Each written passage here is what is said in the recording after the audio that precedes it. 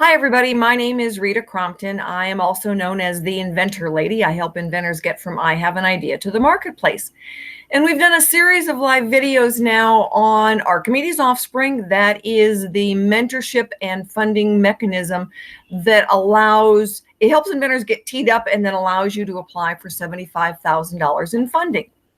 So as we've gone through these steps now, I've shared some stories with you, and likewise, I've got a couple of good ones today that will help then circle around to why that funding mechanism is so important from Archimedes OffSpring. And it wasn't a few months ago, I met a young couple on the East Coast at one of the meetings, and they had put over $500,000 of their own money into their invention. It's like, are you kidding me? For $500, I could have had you on a store shelf someplace. All they had was a functioning prototype. Never made a manufacturing run. They had spent tens of thousands of dollars on boondoggles. Holy cow, that's a lot of money. And now they were soliciting other inventors to help them through the inventing process. It's like, really? Who would listen to you? Nobody, I hope. I can't even begin to tell you how many mistakes were made going down that path. And then there was another inventor I spoke to the other day who had actually set up a business, and in their business description, it was helping inventors get products to market, and their own was still sitting on a shelf, nowhere, waiting to be discovered.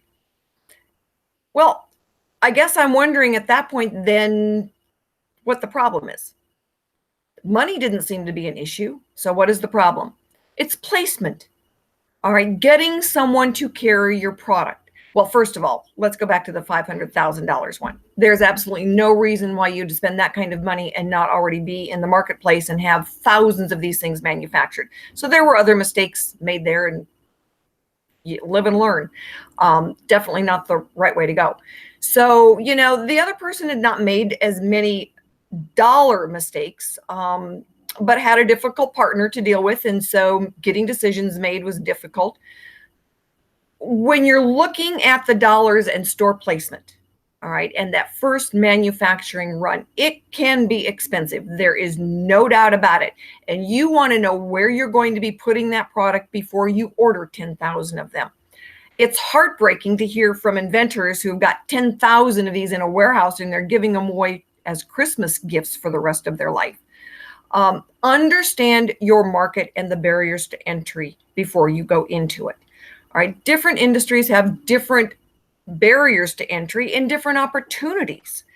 All right. For instance, if you've got a toy product, the majority of the shelf space for pet products, the majority of the shelf space is owned by just a couple of companies. I think it was the last time I checked was 4 companies owned all of the shelf space for pets in, the big box stores. So if you don't get their interest, if they don't like you or you're competing against one of their products, you had better have another option before you order 5,000 of these. Now, I've dealt with some pet products and some people who've done very well, but they identified the problem and found other options on being able to get the product out there. And they've done reasonably well with it. Their product's making a profit. That's where we all want to get to, right? So different industries have different issues. We had a lady that had a baby teether, and it just, seemed like it was a really good idea. My grandsons used it. It was great. But in the beginning, she had just a fraction of an inch off the industry standards for choking products for infants. Totally different issue than obviously a pet product. But know your industry. You can go and find out what are the specific barriers to entry. Sometimes it's price and technology. Sometimes it's shelf space. What else are you going to do? Sometimes there's measurements and limitations on materials that can be used. Over the weekend when I was at the toy show, a gentleman said, well, not all toy owners are going to ask you the right questions. Well, no, they're not. They should at least, ballpark have an idea of what's in the paint that's on the product. But you as the inventor bear that responsibility in knowing what's acceptable for the marketplace. So in some ways, there's a pendulum swing on that. But you're carrying the product liability insurance. Your product liability insurance carrier is going to remind you what are the barriers to entry. And by golly, you had better have good product liability insurance. It is not the store owner's job to have insurance on your product. It is your responsibility. Okay, so now we circle back around to Archimedes OffSpring and teeing up for the funding mechanism. And if you're chosen, believe me, the vetters of the project will be asking all of these questions. They will ask up front, what is the placement going to look like? What stores are we going to be able to get into? What are the industry standards for a particular product? Are there paint issues? A licensee, when they license your product, they cover all of those things. They will take over the manufacturing, right? They take over the product liability insurance.